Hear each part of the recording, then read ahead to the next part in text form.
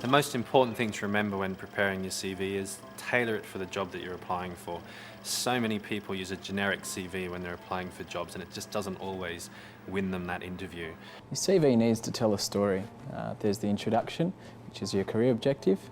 There's the skills summary, which sets the scene, and then your employment history, which is the main storyline. And the finish really is the overall impression your CV leaves with someone. If someone can read your CV, not understand it in the first minute, your CV needs some work. It's important to cover all the gaps in your CV, because if you have a gap there of a few months, they might raise some questions, and that's something you want to avoid.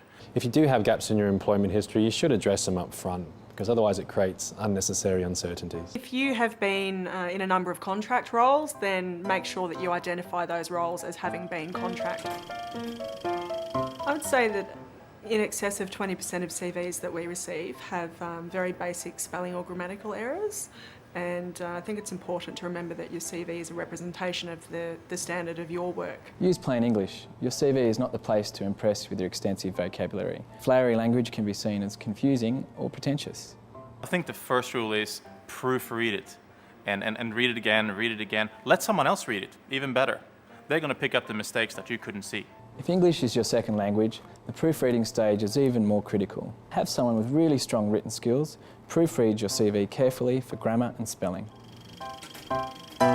Despite what some people may tell you, you don't need to keep your CV to 2 pages.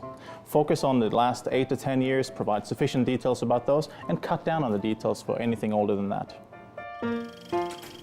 In general, Canberra CVs seem to require more detail. The average CV we receive is about 4 to 5 pages long. Canberra employers want to see more detail in your CV. They want to know exactly what you've done in your previous employment history. If you're from interstate or transitioning to government, it's important that you describe your previous employers in lots of detail to create the context to understand your CV.